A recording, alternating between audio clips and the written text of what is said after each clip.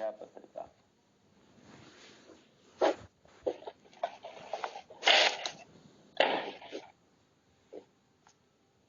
संध्या पत्रिका का संपादन किसने किया?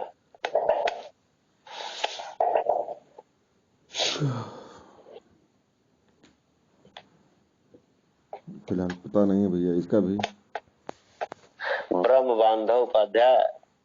भाई लोग, आप लोग नोट भी नहीं करते हैं ना। मैं आप स्टूडेंट्स से पूछ रहा हूँ कि स्टूडेंट्स को नोट करना चाहिए। मैंने बताया था और खूब आराम से बताया था।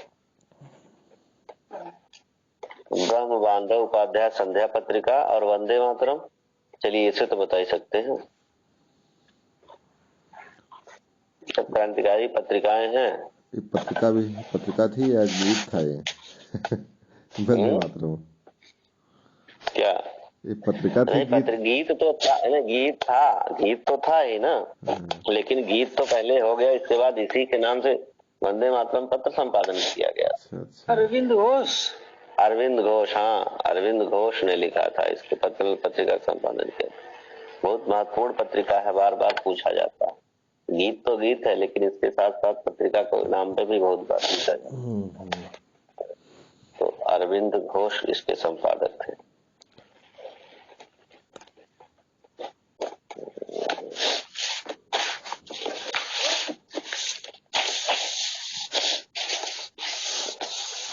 चलिए, और चापेकर बंधु किस घटना से संबंधित थे?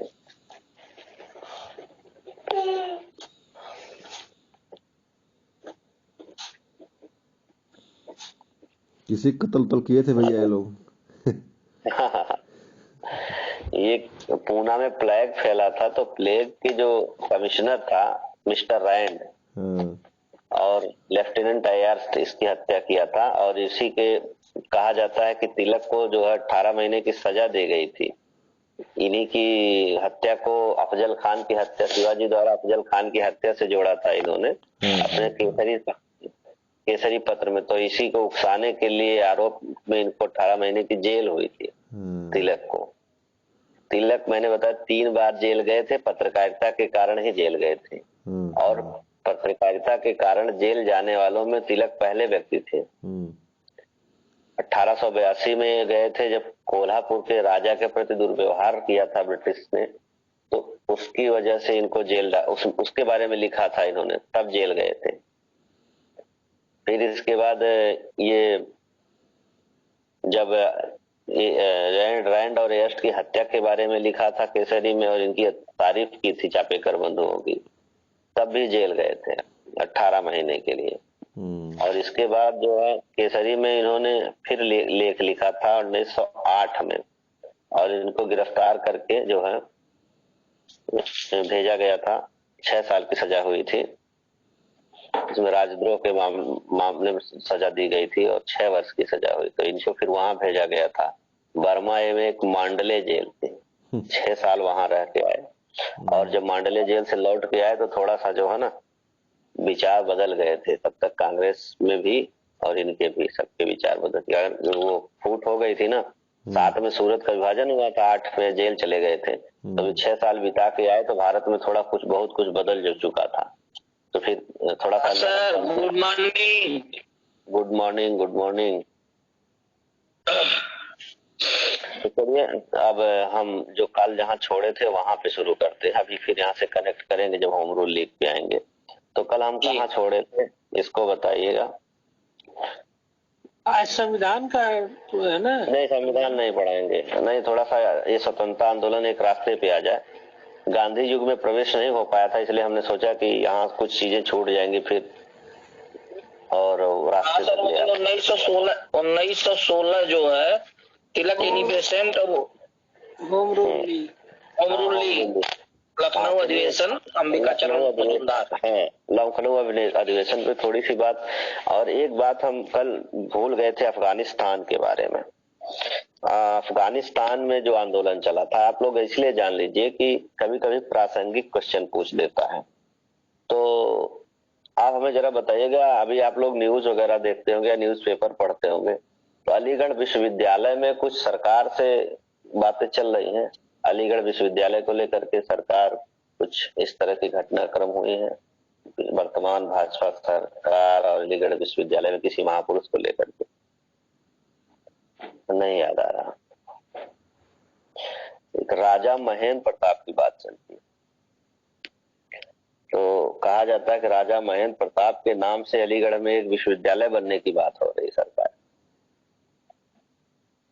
और राजा महेंद्र प्रताप की जमीन दिया था राजा महेंद्र प्रताप के पिताजी ने, और अलीगढ़ विश्वविद्यालय को उनकी बहुत सारी जमीनें थी जो अलीगढ़ विश्वविद्यालय को उन्होंने दिया है बनाने के लिए।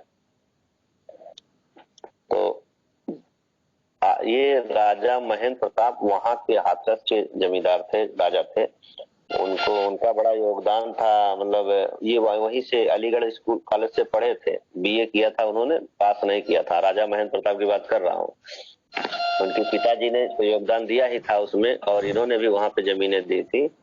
तो ये वहां से बीए किए थे राजा महेंद्र प्रताप। तो अब जो कि अलीगढ़ मुस्लिम विश्वविद्यालय है, वर्तमान में भारतीय जनता पार्टी हिंदूवादी सरकार है। तो उनका ये था कि अलीगढ़ मुस्लिम विश्वविद्यालय का नाम जो है राजा महेंद्र प्रताप के नाम से क्यों ना हो। तो उसी में बड़ा विरोध हुआ। तो सरकार ने फैसला लिया कि हम अलग यूनिवर्सिटी बनाएंगे राजा महेंद्र प्रताप के नाम। तो ये तो हो गया राजा महेंद्र प्रताप। राजा महेंद्र प्रताप हमारे यहाँ स्वतंत्रता आंदोलन में शामिल थे और विदेशों में बहुत सक्रिय थे। इन्होंने एक सरकार बनाई थी, जैसे कहते हैं ना, प्रथम अस्थाई सरकार। अभी आप जब 1942 के आंदोलन की बात करेंगे तो आपको बताएंगे 4 स्थानों पर भारतीय जनता कह रहे भारत की सरकार बनी थी। 4 स्थान पे अस्थाई सरकार का गठन किया गया था भारतीयों द्वारा। थोड़ी दिन ही चली थी, बहुत दिन तक नहीं चली थी, लेकिन वहां पे बंगाल में मिदनापुर में, आपके उत्तर प्रदेश में बलिया में चली थी।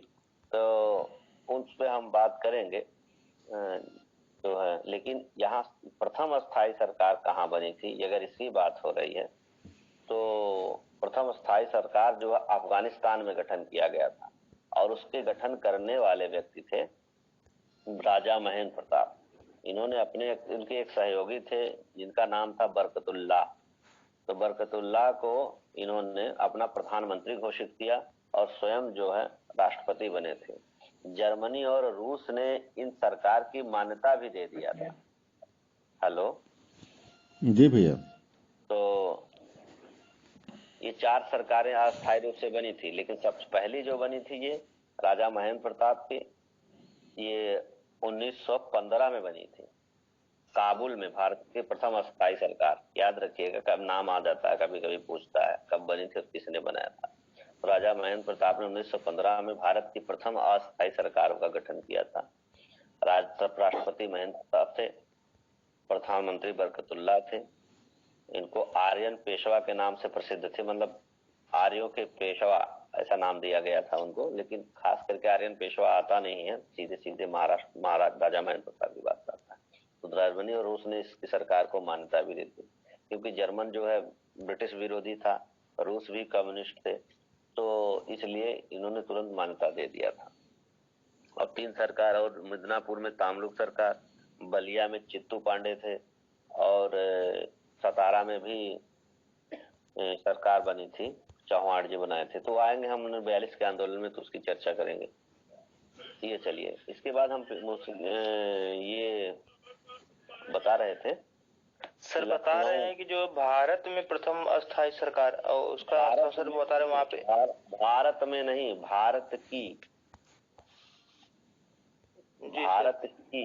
भारत जैसे भारत या भारतीयों द्वारा जो अस्थायी सरकार बनेगी। जब भारत में बन जाती तो जो इस तरह से ये विदेशों में थी, लेकिन ये कि भारत की प्रथम अस्थायी सरकार। अभी देखिए कि जब हम वो आजाद हिंद फौज बनाएंगे तो आजाद हिंद फौज के ये सुभाष चंद्र बोस ने भी अस्थायी सरकार का गठन किया था वहां पे, ठीक है। और सुभाष चंद्र बोस ने जो अस्थायी सरकार का गठन किया था उसमें वो खुद को राष्ट्रपति घोषित किए थे, ठीक है, सिंगापुर में। और उन्होंने जो है सरकार का गठन किया और उसी समय उनको नेताजी के नाम से जाना जाने लगा। और इसके बाद वहां पे तो 9 देश की सरकारों ने सुभाष चंद्र बोस की सरकार को मान्यता दे दिया था। ठीक है, तो ये विदेश में वो भी सारी ये ली भारत की, मतलब जैसे समानांतर सरकार जिसको आप कह सकते हैं, समानांतर सरकार माने ब्रिटिश रूल होने के बावजूद भी उन लोगों ने स्वयं को एक स्वतंत्र सरकार के रूप में घोषित किया और कुछ दिन तक उन्होंने आसपास जो काम किया। तो जब जैसे सतारा और मिदनापुर और बलिया में बात थी, तो ये लोग जितने क्षेत्र में प्रभावित थे उतने देर क्षेत्र में उन लोगों ने थोड़े दिन की, चाहे 2 ही 4 महीने का शासन किया था कि उतने दूर पर उतना कब्जा हो गया।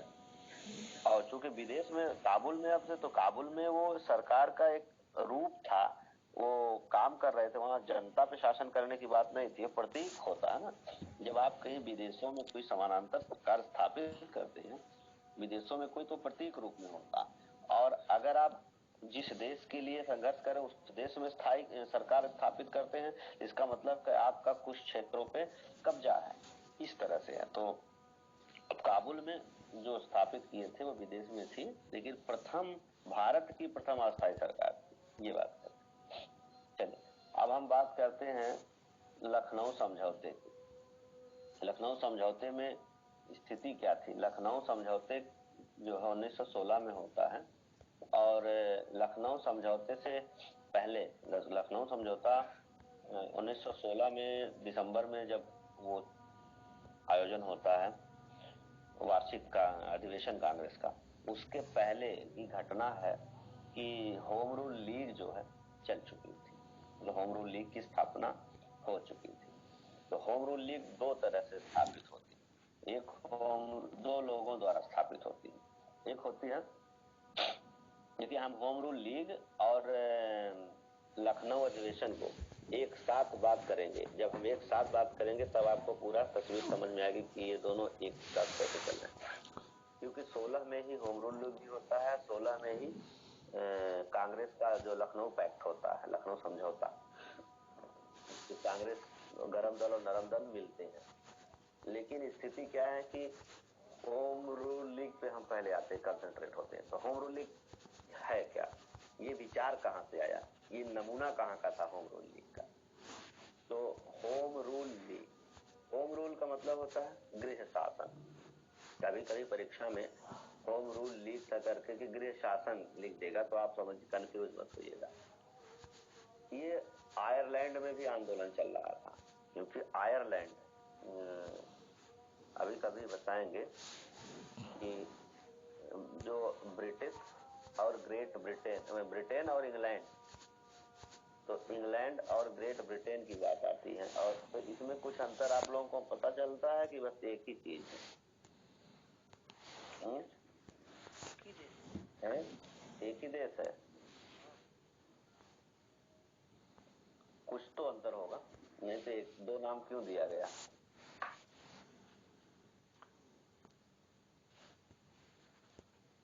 देखिए ये इंग्लैंड में होता है, उसमें देखिए एक वेल्स भी होता है, स्टेट है, और इंग्लैंड है और स्कॉटलैंड है। अगर स्कॉटलैंड, इंग्लैंड और वेल्स को मिला करके इंग्लैंड बोला जाता है, और स्कॉटलैंड, इंग्लैंड, वेल्स और आयरलैंड जो उत्तरी आयरलैंड है, इसको मिला करके ग्रेट ब्रिटेन बनता है। ठीक है, इतना अंतर है। उसमें आयरलैंड नहीं हो, जब मिल जाता है तो ग्रेट ब्रिटेन कहा जाता है। तो ब्रिटेन जो आयरलैंड जो होता है उत्तरी आयरलैंड, उस आयरलैंड, उत्तरी आयरलैंड पर भी ब्रिटेन का अधिकार था। तो वहां के लोग भी एक होम रूल की बात कर रहे थे कि हमें कुछ मामलों में गृह शासन मिले, जैसे यहाँ पर हमारे यहाँ चुनाव कराइए, हमारे नागरिक जो हमारे देश के लोग अपने में से प्रतिनिधि चुनेंगे, आप सुप्रीम पावर बने रहिए, लेकिन स्थानीय शासन जो हो वो हमारे यहाँ के लोगों को ही मिलना चाहिए। तो इस तरह से वहां पे एक होम रूल का आंदोलन चल रहा था। वो वहां पे जैसे ब्रिटेन की सरकार, हेलो, ब्रिटेन की सरकार को उखाड़ फेंकने की बात नहीं हो रही थी, बात हो रही थी कि हमें कुछ स्वायत्तता मिले अपने नागरिकों को, और जो है चुन चुन करके अपना प्रतिनिधि हम लोग भेजें। वही चीज आयरलैंड के मॉडल पर यहाँ पर होम रूल की बात आने लगी, और इसका शुरुआत उन्होंने किया Shrimati Annie Besant. Shrimati Annie Besant ने यहाँ पे होम रूल लिख, दोनों लोग देखिए, कंडीशन ये आती है कि कांग्रेस में ये शामिल थी एनी बेसेंट, और क्योंकि जान रहे थे एनी बेसेंट जब वहां ब्रिटेन से यहाँ पे आई थी कि जो है आयरलैंड की रहने वाली, तो जब यहाँ आते तो इनको ये पता चलता कि कांग्रेस के खिलाफ होकर के हम कोई संगठन बनाएंगे और कांग्रेस के सहयोग नहीं लेंगे तो हम सफल नहीं होंगे, क्योंकि उस समय तक पूरे भारत में कांग्रेस ही जो है ज्यादा मान्य संस्था थी। और 6 साल के बाद जब छूट के आते हैं, ये कांग्रेस में फूट होती है 1900 बताइए 1960 जब तिलक जी छूट के आते हैं, कांग्रेस में फूट की बात होती है 1960 में, सम्मेलन 1960, हाँ सूरत है ना, सूरत की फूट। और 1908 में तिलक को 6 साल की सजा हो जाती है, ठीक है, 1908 में, हाँ 1908 में तिलक को 6 साल की सजा होती, तो 1914 में वो छूट के आते हैं, ठीक है। तो जब छूट के आते हैं तो उनको भी ये पता चलता है कि नरम दल गरम दल अलग तो हो गया था, लेकिन इस बीच गरम दल का कुछ अस्तित्व तो कम हो गया था, और नरम दल में जो कांग्रेस, जो मूल कांग्रेस बनी रही, वो नरम दल की बनी रही। तिलक को भी यह एहसास होने लगा कि अब अगर हमें कुछ करना है तो कांग्रेस के साथ मिलकर करना है, क्योंकि कांग्रेस के साथ अगर मिल करके नहीं करेंगे तो चल नहीं पाए, क्योंकि देश में उनको यह एहसास हो चुका था कि कांग्रेस जो है एक मान्य संस्था हो गई है, तो हम उसके खिलाफ जाकर के काम नहीं करते। तो उनके मन, अच्छा कांग्रेस में शामिल होना चाह रहे थे, लेकिन जो उस समय के उदारवादी थे, खास करके फिरोज शाह मेहता और गोपाल कृष्ण गोखले, ये लोग तिलक को नहीं लेना चाह रहे थे। तिलक ने कई बार उन लोगों से अपने मतलब निवेदन किया था कि आप मुझको शामिल कर लीजिए, हमारे गरम दल वालों को शामिल करिए, हम लोग मिलकर काम करेंगे। तो ये मेहता और गोखले के जो समर्थक थे, ये लोग शामिल करने के लिए तैयार नहीं होते हैं, ठीक है। तो इसलिए अच्छा, जब नहीं शामिल करने के लिए तैयार नहीं होते हैं, तो उन्होंने एनी बेसेंट ने भी बहुत प्रयास किया था, क्योंकि एनी बेसेंट जो 14 में वहां शामिल हो चुकी थी कांग्रेस में। तो तब तिलक और एनी बेसेंट दोनों लोगों ने एक काम करना शुरू किया कि एक होम रूल बनाया जाए। तो दोनों लोगों ने होम रूल आपस में विचार विमर्श करके बनाया। होम रूल इनकी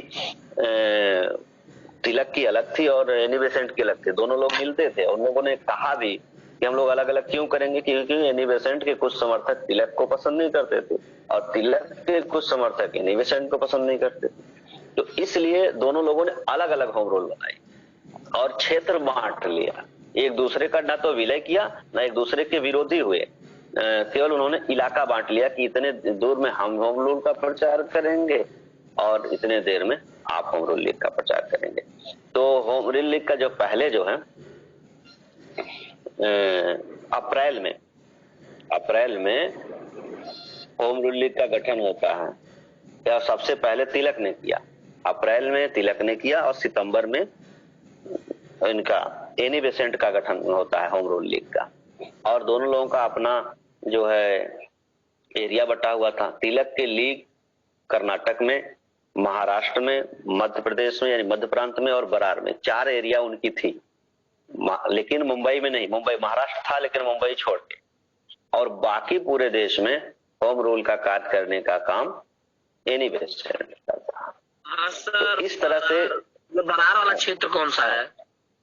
ये बरार वाला क्षेत्र जो है दक्षिण में ही है, कर्नाटक और आंध्रा के, मतलब महाराष्ट्र कर्नाटक के बीच में है बरार। मतलब महाराष्ट्र वो बरार प्रांत था। जब कभी आपको अगर हमें वो बताएगा, पता चलेगा, अवसर मिला हिस्ट्री पढ़ाने का, तो हम उसमें क्लियर कर दिया जाएगा। वही बरार का एरिया था, ठीक है। महाराष्ट्र आंध्रा कर्नाटक के बॉर्डर के आसपास जो थे, बरार, बीदर, गोलकुंडा, बीजापुर, है ना, वो सब एक एरिया है। हाँ, समझ गया, बरार बीदर गोलकुंडा है सर। विजयनगर भारत साम्राज्य जो विजयनगर हाँ दक्षिण में आप याद, बहमनी राज्य था ना, बहमनी राज्य टूट करके 5 हाँ सर, हाँ बहमनी विजयनगर जी, अहमदनगर, ये सब 5 थे ना, वही एरिया था वहाँ। तो इन चारों जगह पे तिलक को कार्य करने को मिला, और बाकी जो है पूरे देश के जिम्मे, बाकी देश में एनी बेसेंट का काम था। तो इन लोगों का काम क्या था? इन लोगों का काम था कि ये होम रूल लीग का मतलब है कि आयरलैंड के मॉडल पर हमें स्वायत्त शासन चाहिए, गृह सरकार चाहिए हमको, ब्रिटिश जो है।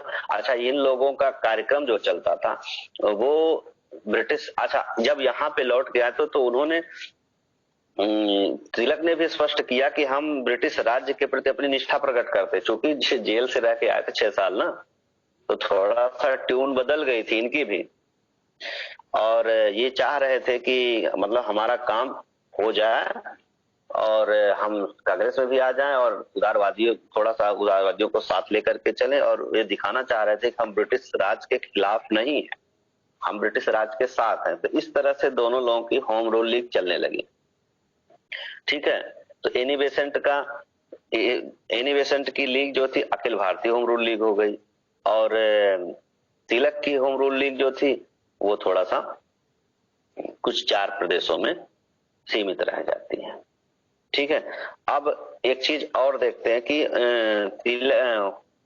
इनके साथ साथ एनी बेसेंट के होम रूल लीग के साथ जोसेफ बैप्टिस्टा, नाम आपको याद रखना पड़ेगा, जोसेफ बैप्टिस्टा जो थे, ये इनके साथ होम रूल लीग की स्थापना जो होती है पूना में, जोसेफ बैप्टिस्टा तिलक के साथ रहते हैं, और एनी बेसेंट की जो होती है उसमें एनी बेसेंट होती है, और सचिव जो है जॉर्ज अरुंडेल को लगाते हैं। तो नाम कभी कभी पूछता है कि किस होम रूल से संबंधित थे, तो जॉर्ज अरुंडेल जो थे ये एनी बेसेंट के होम रूल लीग से थे, और जोसेफ बैप्टिस्टा जो थे तिलक के होम रूल के अध्यक्ष थे। तिलक अध्यक्ष नहीं बने थे होम रूल के। तो इस तरह से आपको ध्यान रखना पड़ेगा, दोनों होम रूल बनती हैं। इसके साथ साथ जो है आपको जो 2 बातें और इम्पोर्टेंट आती हैं, वो इम्पोर्टेंट ये है कि ये कॉमनवेल्थ और न्यू इंडिया, वो 2 पत्रिकाओं की चर्चा आती है, जो आपको परीक्षोपयोगी बात अब हम कर रहे हैं, कहानी तो हम इस सिलसिले से जोड़ रहे थे, पर उपयोगी बात जो होती है वो कॉमनवेल्थ और न्यू इंडिया, ये बार बार पूछता, इसके जो है संपादक कौन थे? सब पत्रिका थी, ये साप्ताहिक पत्रिका थी कॉमनवेल्थ, हाँ, और एनी बेसेंट, न्यू इंडिया भी एनी बेसेंट की थी। तो ये चीजें हो रहा है कि आप जानिए ये दोनों पत्रिकाओं का योगदान था उसमें एनी बेसेंट के होम रूल लीग में। और तिलक का टोन जो बदला था, इसको मैं आप तिलक में बता रहा हूं कि तिलक बाद में समाजवादी उदारवादी किस तरह से हो गए, जैसे कि चित्पावन ब्राह्मण थे, तो चित्पावन ब्राह्मण थे तो लोग इनको रूढ़िवादी मानते थे, तो इनको अपनी छवि भी सुधारनी थी। तो कुछ लोगों ने जो जैसे निम्न जाति आंदोलन से संबंधित लोग थे, उन्होंने इसका जो एक सरकार से कोई ज्ञापन दिया, मांग पत्र सौंपा, तो उन्होंने ये कह दिया था कि हमें ब्राह्मणों से जो कोई लेना देना नहीं है इसका, हम जो मांग कर रहे हैं अपने लिए छुआछूत संबंधित कुछ बात उन्होंने पेश किया था सरकार से। तो कुछ ब्राह्मण कसमसाए कि ऐसा क्यों कहा, तो तिलक ने उनको मनाया था। उन्होंने कहा कि जो वो कह रहे हैं, अगर उन्होंने गैर ब्राह्मणों को संबोधित करके लिखा था कि हम लोग गैर ब्राह्मण हैं और ब्राह्मणों से हमारा लेना देना कुछ नहीं है, तो इसका बारे में तिलक ने अपने समर्थकों को समझाया था कि इसका दोष कहीं ना कहीं हम लोगों में है, जो हम उनको गैर बराबरी का दर्जा देते। इसके लिए तिलक का बड़ा इंपॉर्टेंट कथन है, हम इसलिए बता रहे हैं कि कुछ लोगों के दिमाग में कुछ विचारों पे तिलक ने विरोध किया था, जो धार्मिक सामाजिक सुधार थे, वो अपने देश के जो है धर्म में हस्तक्षेप मानते थे अंग्रेजों, इसलिए कुछ रूढ़िवादी विचार तिलक के थे। तो मेरे कहने का मतलब एक कोटेशन आता है, यदि भगवान भी छुआछूत को बर्दाश्त करे तो मैं भगवान को नहीं मानूंगा। एक कोटेशन है, यदि भगवान भी छुआछूत को माने तो मैं भगवान को नहीं मानूंगा, ये कथन तिलक का है। तो आप लोग याद रखिए कि रूढ़िवादी विचारों की बातें करती है, इनके ऊपर आरोप लगते हैं, फिर भी इनकी एक छुआछूत को लेकर के एक विचार आया था, तो ये कोटेशन जानना जरूरी है। कभी आ जाएगा तो दिमाग में आएगा कि तिलक तो बड़े रूढ़िवादी थे और ये नहीं कह सकते होंगे। तो याद रखिए कि उन्होंने कहा था यदि भगवान भी छुआछूत को बर्दाश्त करे तो मैं भगवान को नहीं मानूंगा। इस तरह से तिलक अपनी छवि को सुधारने की भी कोशिश करते थे। और इसके बाद जो उसमें एक खासियत और बता रहा हूं कि जवाहरलाल नेहरू इत्यादि इनके एनी बेसेंट के होम रूल के सदस्य भी बने थे, क्योंकि जब होम रूल बना था और ये कांग्रेस की सदस्य भी थी एनी बेसेंट, तो एनी बेसेंट कांग्रेस की सदस्य थी। तो इसके बाद उन्होंने बताया था कि हम जो कुछ काम करेंगे वो गैर कांग्रेस विरोधी नहीं करेंगे, तो इस तरह की शर्त थी। और इसके बाद इन्हीं के विशेष प्रयास से तिलक के और एनी बेसेंट के विशेष प्रयास से 1916 में जो लखनऊ में समझौता होता है, गरम दल और नरम दल शामिल हो जाते हैं। ठीक है, हेलो, गरम दल और नरम दल जो है शामिल हो जाते हैं। तो इसमें एक प्रश्न होता है कि लखनऊ पैक्ट या इसी के साथ साथ कांग्रेस और लीग में भी समझौता होता है, मुस्लिम लीग और कांग्रेस से भी समझौता होता है एक दूसरे का सहयोग करने के लिए। तो 1916 का जो लखनऊ अधिवेशन होता है उसको, अच्छा ये भी जान लीजिए कि ये समझौता हो क्यों पाता है, क्योंकि गोपाल कृष्ण गोखले और फिरोज शाह मेहता की 1915 में मृत्यु हो जाती है। और जब 1915 में गोपाल कृष्ण गोखले और फिरोज शाह मेहता की मृत्यु हो जाती है और 15 का जो अधिवेशन होता है उस अधिवेशन में ये लोग नहीं रहते हैं, तो इस बात को मान लिया जाता है 1915 में कि चलिए ठीक है, आप इन लोगों को शामिल कर लिया जाएगा। तो अगली बार वो 16 में शामिल कर लिया जाता है। तो 1916 के कांग्रेस अधिवेशन के लखनऊ में हुआ, जिसमें नरम दल और गरम दल का मिलन होता है। अंबिका चरण मजूमदार उसके अध्यक्ष होते हैं और कांग्रेस लीग समझौता, इसको कांग्रेस लीग समझौता लखनऊ पैक्ट के नाम से जाना जाता है, क्योंकि मुस्लिम लीग और कांग्रेस का भी समझौता होता है और एक दूसरे के साथ मिल करके काम करने के जो है लोग सहमति देते हैं। ये अलग बात है, समझौता बहुत दिन तक नहीं चला। और लखनऊ में जो लीग के साथ समझौता हुआ था, इसका जो है मदन मोहन मालवीय ने विरोध किया था। मदन मोहन मालवीय ने विरोध किया था। उन्होंने कहा था कि, उन्होंने आरोप लगाया था कि मुस्लिम लीग को बहुत ज्यादा तवज्जो दे दी जा रही है। ठीक है, इससे वो नाराज थे मदन मोहन मालवीय। लेकिन ये जानिए कि कांग्रेस में लीग और कांग्रेस का जो समझौता बहुत दिन तक नहीं चलता है और इस तरह से कांग्रेस लीग समझौते हैं, बाद में थोड़ी देर बहुत दिन के बाद लोग अलग हो जाते हैं। अब हमारा मतलब था कि ये बात हमको ये क्लियर हो गया कि 1916 का जो अधिवेशन आता है। आगे हम बताते हैं 17 में एक होता मॉन्टेग्यू की घोषणा। तो मॉन्टेग्यू चेम्सफोर्ड का सुधार कब लागू हुआ था? 1919 में। तो ये जो मॉन्टेग्यू चेम्सफोर्ड की सुधार लागू हुआ था, तो वहां पे उन्होंने एक प्रस्ताव, मॉन्टेग्यू जो था भारत सचिव, उसने एक प्रस्ताव पढ़ा था वहां ब्रिटिश की कॉमन सभा में, और वहां पे एक लक्ष्य दिया गया था, स्वशासी संस्थाओं को क्रमिक विकास किया जाएगा, मतलब क्रमिक विकास किया जाएगा। अतः 1919 में हमने भारत शासन अधिनियम जो बताया था संवैधानिक विकास में, तो संवैधानिक विकास में बताया जरूर था हमने कि तो जरा हमें बताइए कि 1919 के अधिनियम में कुछ खास बात बता दीजिए, जो अगर लोग शुरू से जुड़े होंगे जरूर सबको याद, नहीं याद होगा तो मैं फिर बताऊंगा।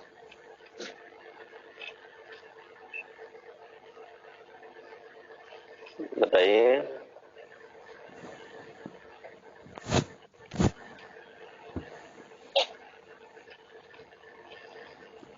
सब लोग जीरो हैं। अच्छा, एक चीज और जान लीजिए कि एनी बेसेंट को गिरफ्तार भी किया गया था और उनके सहयोगी अरुणडेल को, बीपी बाडिया, सबको गिरफ्तार कर लिया गया था। सरकार ने गिरफ्तार कर लिया था होम रूल लीग का आंदोलन चलाने के लिए। तिलक को भी थोड़ा सा क्या कहते हैं गिरफ्तार कर लिया गया था एक बार इनको। तो उसका जब तिलक को गिरफ्तार कर लिया गया था तो इनके लोग क्या कहते हैं जिन्ना इत्यादि ने इनका लड़ा था मुकदमा। और जब एनी बेसेंट को गिरफ्तार कर लिया गया था तो देश भर में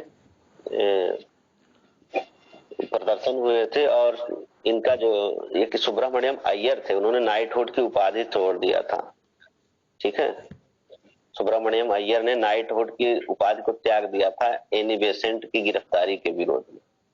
ये मतलब एक बात तथ्य है, इसको जब समझना चाहिए आपको। चलिए हम आते हैं 1919 के अधिनियम में। केवल एक बात बता दीजिए 1919 के अधिनियम में क्या खास थी?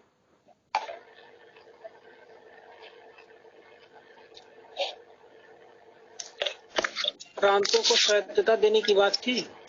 हाँ, प्रांतों में द्वैध शासन, पहले द्वैध शासन थे, ठीक है ना। 1919 में प्रांतों में द्वैध शासन की बात होती थी, लेकिन प्रांतों की स्वायत्तता की बात मत करिएगा। प्रांतों में स्वायत्तता 1935 में आती है। इस बात दोनों बातों को आप अलग कर लीजिए। प्रांतों में द्वैध शासन लगाया गया और प्रांतों में स्वायत्तता आपको 35 में मिलती है। दोनों बातों को अलग अलग करके जानिए, नहीं तो प्रश्न गलत हो जाएगा।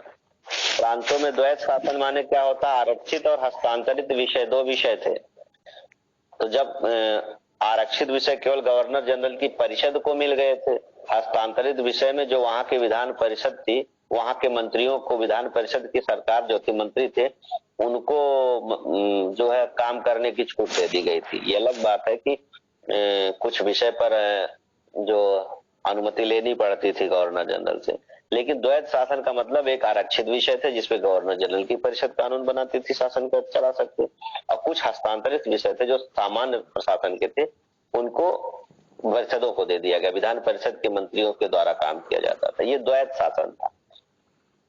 1935 में केंद्र में द्वैध शासन लग गया, प्रांतों को द्वैध शासन, बल्कि और केंद्र में द्वैध शासन लगता है 35 में, और प्रांतों को स्वायत्त कर दिया जाता है, यानी कि प्रांतीय विषयों पर कानून बनाने की शक्ति प्रांतों को दे दी गई। इसको कहते हैं प्रांतीय स्वायत्तता।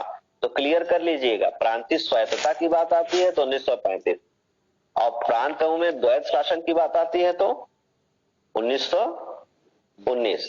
ठीक है, और केंद्र में द्वैध शासन की बात आएगी तो 35 में, यानी कि केंद्र में द्वैध शासन और प्रांतीय स्वायत्तता 1935 के अधिनियम में, और प्रांतों में द्वैध शासन 1919 के अधिनियम में। इसको आप लोग अलग कर लीजिएगा दोनों बातें। ठीक है, संवैधानिक विकास मैंने बहुत मतलब क्लियर करके पढ़ाया था। आरक्षित विषय और कौन एक था? द्वैध शासन, हस्तांतरित विषय, हाँ, ट्रांसफरेबल सब्जेक्ट, हस्तांतरित। आरक्षित विषय पर कानून कौन बनाता था? गवर्नर जनरल की परिषद।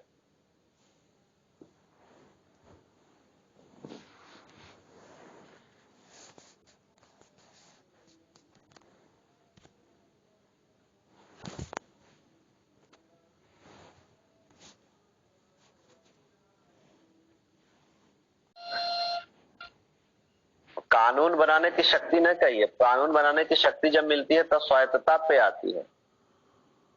ठीक है, और सर हस्तांतरित विषय पर कौन बनाता है? हस्तांतरित विषय कह रहे हैं विधान परिषद की बात ही आती है, लेकिन हस्तांतरित विषय से मतलब है कि कुछ ऐसे विषय थे जिन पर कानून चलाने, बनाने, शासन करने की शक्ति जो थी विधान परिषद थी, उनकी मंत्री थी।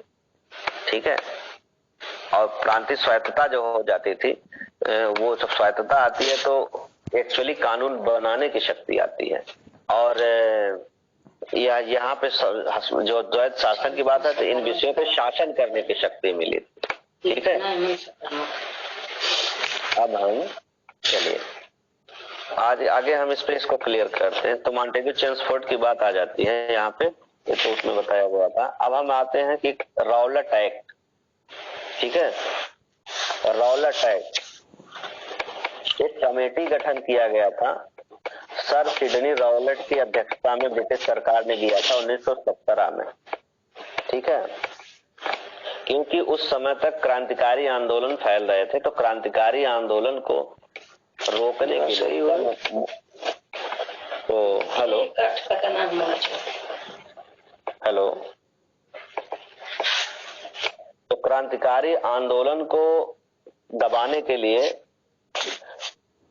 एक सर सिडनी रॉलेट की अध्यक्षता में कमेटी बनी थी, ठीक है। तो उस कमेटी में जो है कुछ सुझाव दिए, तो उस कमेटी के सुझाव पर, रिपोर्ट के सुझावों पर केंद्रीय विधानमंडल में 1919 में 2 विधेयक लाए गए थे।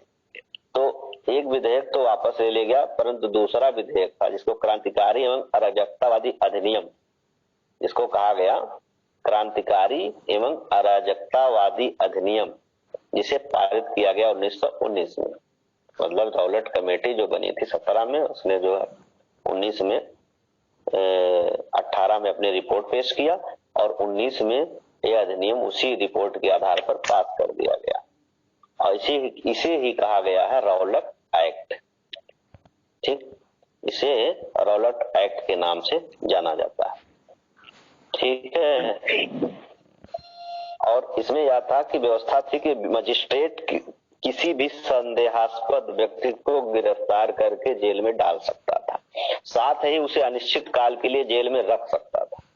मतलब ये था कि जिस पर भी शक हो उसको ये शक, इस शक के आधार पे कि तुम क्रांतिकारी गतिविधियों में शामिल हो, तुम पे सरकार को शक है, उसको जो है बंदी बना लिया जाए और जेल में रखा जाए, अनिश्चित काल तक जेल में रखा जाए। तो ये इस तरह का कानून था। तो इस कानून के विरोध में पूरे देश में जो है आंदोलन हुए, सत्याग्रह हुआ। इसी ही कहा गया बिना वकील, बिना अपील और बिना दलील का कानून। इसे काला कानून और आतंकवादी अपराध नियम के नाम से भी जाना जाता है। अब जब ये सत्याग्रह होता है 1900, ये रॉलेट एक्ट आता है, तो इस समय, जिस समय रॉलेट एक्ट की बात आती है, उस समय गांधी जी आ चुके थे राजनीति में और सत्याग्रह सभा की स्थापना हुई। शायद गांधी ने दी है। हाँ, गांधी ने दिया है काला कानून। और बिना वकील बिना दलील, ये मेन यही माना जाता है कि बिना वकील और बिना दलील, बिना अपील का कानून कहा गया। तो अब हम बात करते हैं कि, हाँ बताएं, किसको सर कहा गया रॉलेट एक्ट को? रॉलेट एक्ट को ये सर क्यों लाया गया? जो वही तो कह रहे हैं कि जो रॉलेट एक्ट आता है, जैसे क्रांतिकारी गतिविधियां बढ़ रही थी, तो जब क्रांतिकारी गतिविधियां बढ़ रही थी तो इसको दबाने के लिए ये ब्रिटिश ने एक कानून लाया कि जिसमें संदेह के आधार पर ही किसी को जेल में डाला जा सकता है, गिरफ्तार किया जा सकता है और उसके बाद उसको बिना मुकदमा के ही जेल में रखा जा सकता है। तो भाई आप संदेह के आधार पर रख रहे हो, तो संदेह के आधार पर तो किसी को कभी भी उठा लिया जा सकता है। ये विरोध था कि अगर रखा जा सकता है, तो आप यह सोचिए कि अगर इस तरह से आपको रख लिया जाए तो किसी को कभी भी गिरफ्तार किया जा सकता है। तब तो कोई आदमी कोई लोकतांत्रिक आंदोलन भी नहीं चला सकता है। व्यक्ति की आजादी कहाँ रह गई? तो इन सब, तो मतलब जैसे कहने का मतलब कि पूरी तरह से आंदोलन की रीढ़ तोड़ने के एक बहुत ही मतलब प्रयास किया जाता है ब्रिटिश सरकार के द्वारा। तो अब इसके लिए क्या है कि देशव्यापी हड़ताल होती है और हड़ताल में आंदोलन को निर्णय लिया जाता है। और दिल्ली में स्वामी श्रद्धानंद ने इस आंदोलन का संभाला और वहां पर भीड़ पे जो है गोली भी चलाई जाती है, करीब 4-5 लोग मारे भी जाते हैं। बम्बई, अहमदाबाद, हर जगह हिंसा होने लगती है। लाहौर में भी भीड़ पर गोली चलाई जाती है, ठीक है। और श्रद्धानंद पंजाब के थे और डॉक्टर सत्यपाल, इन लोगों ने गांधी जी को बुलाया कि आप पंजाब आइए, ठीक है। गांधी जी पंजाब के लिए जाने वाले थे, तो गांधी जी पंजाब जाने के लिए चल पड़े। तो जब गांधी जी पंजाब जाने के लिए चल पड़े तो इनको रास्ते में हरियाणा में ही पलवल स्थान था, वहां पे इनको गिरफ्तार कर लिया जाता है। और जब गिरफ्तार कर लिया जाता है गांधी जी को, और बहुत सारे ऐसे नेता थे जिनको पंजाब में प्रवेश पर प्रतिबंध लगा दिया जाता है। जब पंजाब पर प्रतिबंध लगा दिया जाता है तो लोग जगह जगह सत्याग्रह करते हैं इस कानून के खिलाफ। तो अब हम बात करते हैं कि पंजाब में 2 नेता ऐसे थे जो बड़े महत्वपूर्ण नेता थे, बड़े लोकप्रिय नेता थे, डॉक्टर सत्यपाल और डॉक्टर सैफुद्दीन किचलू। ठीक है, तो जो डॉक्टर सैफुद्दीन किचलू, डॉक्टर सत्यपाल, इन लोगों का नाम याद रखिएगा। इन दोनों लोगों को गिरफ्तार कर लिया जाता है और जब गिरफ्तार कर लिया जाता है तो हम आ रहे हैं जलियांवाला बाग हत्याकांड पे, इसी रॉलेट एक्ट के विरोध में ही हो रहा है। अब जब इनको गिरफ्तार कर लिया जाता है तो जनता में बड़ा आक्रोश होता है।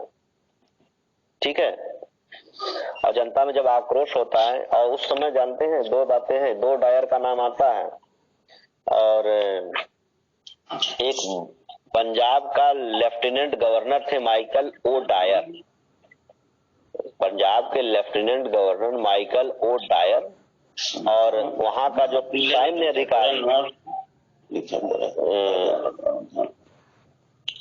अमृतसर शहर का जो सैन्य अधिकारी थे उस समय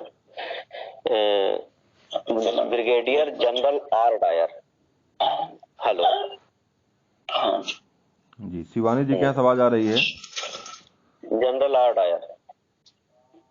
तो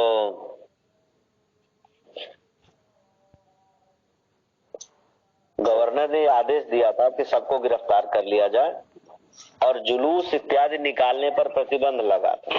ठीक है, और जब जुलूस निकालने पर प्रतिबंध लगा तो अमृतसर शहर की कंडीशन, आज 13 अप्रैल को बैसाखी का दिन था, शाम को 4 बजे अमृतसर बाग में बड़ी जनसभा आयोजित होने वाली थी।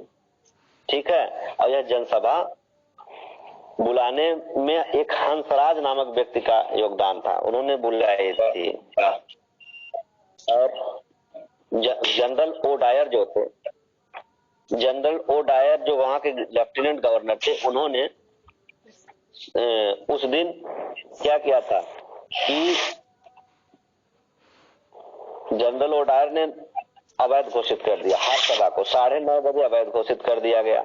अच्छा, ये लोग शाम को आयोजित करते, मतलब उसी दिन कंडीशन ये बनती है कि कोई भी सभा करने के लिए उन्होंने आदेश जारी किया, कोई सभा नहीं हो सकती, सारी सभाएं अवैध होंगी। 9 बजे आदेश जारी किया, जनता को कुछ पता नहीं थी, सब बैसाखी के दिन मेला में इकट्ठा हुए और भाषणबाजी होने लगी। और उसी से भाषणबाजी हो रही थी और सैफुद्दीन किचलू और डॉक्टर सत्यपाल की रिहाई को लेकर के भाषण हो रहा था, उनकी गिरफ्तारी के विरोध में भाषण हो रहा था। और ऐसे ही समय में जनरल डायर ने, जो वहां का सैन्य अधिकारी थे, general R Dyer, O Dyer तो लेफ्टिनेंट थे जिन्होंने ऑर्डर दिया था, जो वहां के सैन्य अधिकारी ब्रिगेडियर जनरल आर डायर थे। तो जो आर डायर ने आता है मतलब फौज लेकर के, और वहां पहुंचने के बाद ऑर्डर देता 3 मिनट के अंदर सब लोग हट जाइए। अब 3 मिनट के अंदर कैसे हट सकते हैं, इसलिए 3 मिनट की थोड़ी मोड़ी अफरा तफरी होते हुए 3 मिनट के अंदर उसने फिर गोलियां फायर करवा दिया। और क्योंकि एक ही दरवाजा था, एक ही गेट था, गेट से सामने खड़े होकर के गोलियां चलाई जाने लगी और गोलियां भीड़ पर इतनी देर तक चली जब तक कि गोलियां खत्म नहीं हो जाती। और लगभग 3000 लोग जो है, हजारों लोग मरे, 3000 लोग घायल हुए। रिपोर्ट तो बहुत कम बनती है, रिपोर्ट में तो जो सरकारी रिपोर्ट के अनुसार 379 लोग मारे गए थे, लेकिन इस हत्याकांड में बहुत सारे लोग मारे गए थे।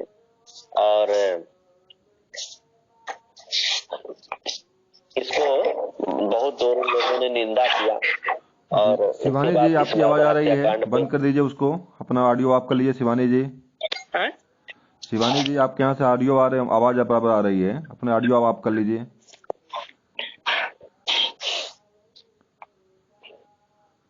जी, अपना ऑडियो भैया जी, भैया जिनका ऑडियो आप कर दीजिए। आप लग रहा है नहीं, पता नहीं है ऑडियो आप करने का विकल्प जो है। अच्छा ठीक है, देखते हैं, मैं थोड़ा मोबाइल पे ध्यान में, सोचा कोई पार्टिसिपेंट पे भैया जा करके शिवानी जी का जो ऑडियो दोनों ऑन है इनका बंद कर दीजिए।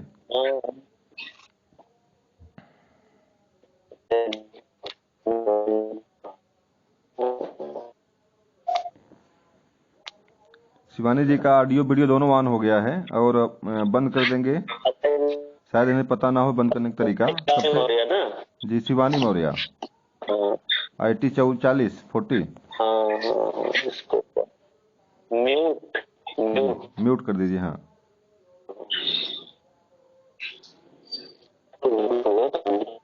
हाँ म्यूट कर देंगे तो म्यूट हो जाएगा वो।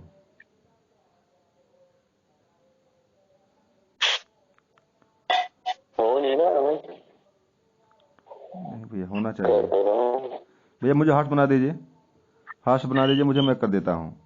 अच्छा, हाँ ये सही है, ये तो पहले बताना चाहिए। चलिए ठीक है। होस्ट ये सही है। यस, ठीक। बात कर रहे थे कि जब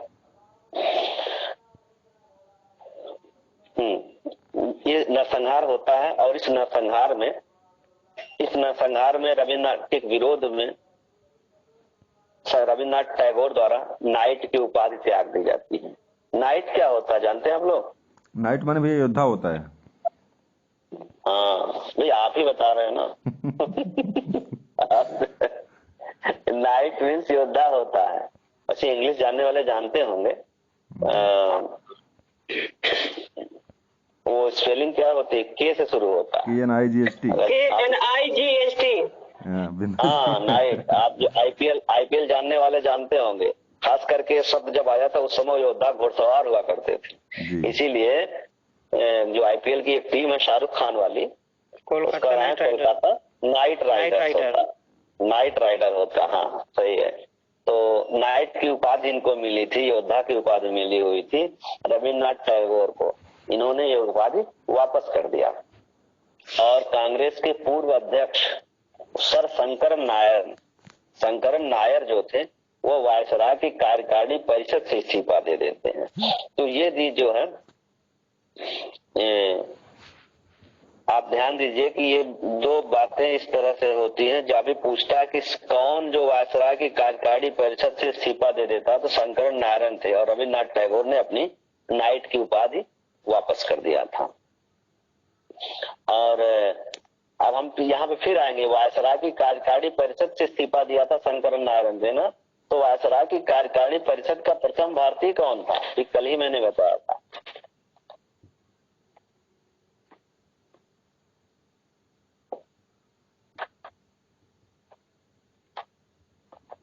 बताइए कोई सर। किसका सर?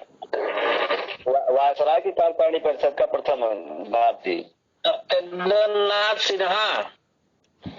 हाँ, सत्येंद्र प्रसाद सिन्हा। और भारत परिषद में प्रथम भारतीय दो लोगों को एक साथ चुना गया। मैंने कई बार गुप्ता सैयद हुसैन।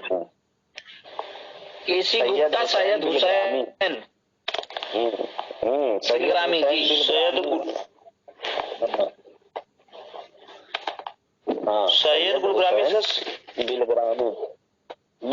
बिलग्रामी।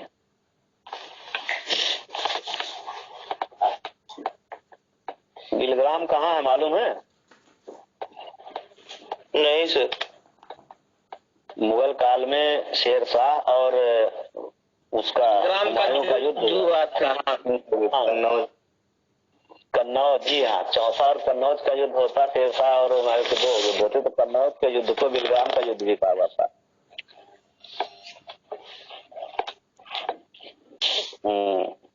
चलिए, तो इस पे सरकार की इतनी निंदा होती है जलियांवाला नरसंहार पे, तो इसमें सरकार ने एक कमेटी गठन किया था 1919 में जांच के लिए, जिसका नाम था हंटर कमेटी। 1919 में लॉर्ड हंटर की अध्यक्षता में इसमें 8 सदस्य थे, 5 अंग्रेज थे, 3 भारतीय थे। 3 भारतीय शीतललाल सीतलवाड़, शहजादा सुल्तान अहमद और जगत नारायण। ये कुल मिला के 3 भारतीय दिखावे के लिए था। और इस कमेटी ने सिर्फ लीपा पोती किया था और गवर्नर को निर्दोष घोषित कर दिया था। और उसने सिर्फ इतना कहा कि जनरल डायर ने जो काम किया था वो बहुत सही काम था, बस यही कि बल प्रयोग जो किया था थोड़ा सा ज्यादा बल प्रयोग कर दिया था। लेकिन सरकार के प्रति निष्ठा उनकी इतनी थी कि इस काम को बुरा नहीं घोषित किया जा सकता। इस तरह से उन्होंने मतलब इसकी लीपापोती करके, और बाद में ब्रिटेन के अखबारों में इसकी लंबे लंबे शब्दों में जो है प्रशंसा की गई थी, जो है इसको ब्रिटिश राज्य का शेर घोषित किया गया था जनरल डायर को। तो इस तरह से अच्छा, इसी बात को आप जान लीजिए, यही पे एक जान लीजिए, एक शहीद उधम सिंह इसी का बदला लेने 1940 में पहुंचते हैं, मतलब बदला लेते हैं, और जनरल माइकल ओडायर जो वहां के गवर्नर थे उनको उनकी हत्या लंदन में कर देते हैं। इनको गिरफ्तार करके मार दिया जाता है। शहीद उधम सिंह डायरी बना करके ले जाते हैं किसी दीक्षांत समारोह में, और वहां पे डायरी काट के पिस्टल घुसाए रहते हैं, जांच वांच होती है, और वहां पहुंच करके जनरल डायर को गोली मार देते हैं शहीद उधम सिंह। इसका बदला लेने के जलियांवाला बाग हत्याकांड के उन्होंने कहा कि मैंने अपना बदला ले लिया, उनको पकड़ के फांसी पे चढ़ा दिया जाता है। और कांग्रेस ने भी एक समिति गठित किया था, तहकीकात कमेटी, ठीक है, तो मदन मोहन मालवीय की अध्यक्षता में। दोनों बातें आपको याद की। एक हंटर कमेटी का गठन किया गया था जिसे ब्रिटिश सरकार ने गठन किया था जांच करने के लिए जलियांवाला बाग हत्याकांड की, और इसके बाद कांग्रेस ने भी एक कमेटी गठित किया था जिसमें महात्मा गांधी, मोतीलाल नेहरू, CR दास, तैयब जी, जयकर, इन लोग थे। तो मदन मोहन मालवीय की अध्यक्षता में, तो अध्यक्ष पूछता ज्यादा था, तो इनमें जो है इस कृत्य की निंदा की गई थी, और आर्थिक जो मारे गए थे उनके परिवार वालों को आर्थिक सहायता की मांग की गई थी। इन सब मांग को सरकार ने कोई ध्यान नहीं दिया। इस तरह से एक भूमिका तैयार होती है 1920 में, असहयोग जो है महात्मा गांधी का असहयोग आंदोलन चलाने की भूमिका बनती है कि अब हम असहयोग आंदोलन चलाएंगे। तो ये कंडीशन है, और मेरे ख्याल से मेरा समय भी 6:30 हो गए, समाप्त हो रहा है, और गांधी युग तो हमें लगता है अगले हफ्ते ही शुरू हो पाएगा। हेलो जी भैया। जी भैया। तो यहाँ तक एक आंदोलन का एक चरण समाप्त होता है। अब आंदोलन का निर्णायक चरण चलेगा गांधी युग, तीसरा चरण 1919 से शुरू होता है गांधी युग। तो गांधी के कुछ परिचय हमको देना पड़ेगा आपको वहां से दक्षिण अफ्रीका से, फिर इसके बाद चंपारण, अहमदाबाद मिल मजदूर, इन सब की चर्चा करके खेड़ा खिलाफत की बात करते हुए फिर हम आएंगे 1920 का असहयोग आंदोलन आएगा, और इसके बाद फिर सविनय अवज्ञा आंदोलन आएगा। मैंने इसके बीच छोटी छोटी घटनाएं बता दिया जाएगा। इसके बाद आपको चलेगा 1942 का आंदोलन, फिर तो आजाद हो जाएंगे हम लोग थोड़े दिन में। हाँ, और थोड़े दिन में आजाद हो जाएंगे, और संविधान सभा का गठन तक कैबिनेट मिशन की बात आए बताने के बाद जब संविधान सभा की गठन की बात आ जाएगी, माउंटबेटन योजना से आजाद हो गए, तो कैबिनेट मिशन संविधान सभा के गठन से तो हमने आगे पढ़ाया ही है भारतीय संवैधानिक विकास, फिर हम उसको थोड़ा बहुत पढ़ा देंगे। इसके बाद जब ये आजादी राजनीतिक स्वतंत्रता संघर्ष समाप्त हो जाएगा तो हमें वो बताना होगा धार्मिक और सामाजिक सुधार आंदोलन, निम्न जाति आंदोलन, जैसे किसानों के आंदोलन, ये सब छूट रहे हैं बीच बीच में। लेकिन हम सोच रहे थे कि पहले पॉलिटिकल ग्राउंड एक तैयार हो जाए तो बीच उन सब घटनाओं को बीच में हम फिर जोड़ लेंगे। तो निम्न जाति आंदोलन, कुछ किसान और मजदूरों का आंदोलन अभी बचा रहेगा, और ब्रिटिश शासन की नीतियों पे चर्चा करनी होगी, जिसमें शिक्षा की नीतियां, आर्थिक नीतियां, सामाजिक नीतियों की बात आएगी। इन तीनों की बात करने के बाद आपका समझ लीजिए स्वतंत्रता आंदोलन की बात संभव हो। तो थोड़ा समय और लगेगा, लेकिन हमें ध्यान देना जैसे जैसे प्रश्न आते हैं उसके हिसाब से हमें तैयार करना पड़ेगा खुद को। तो ठीक है, अगला क्लास होगा किसी का माला का है, संस्कृत का क्लास माला का है। देखिए कल तो डिस्टर्ब हो गया था। ठीक है, संस्कृत क्लास आगे चले। हाँ, तो अभी तक तो कोई डिस्टर्बेंस नहीं है, तो चलने दीजिए संस्कृत का क्लास, और कल संविधान चलेगा। ठीक है, ठीक भैया।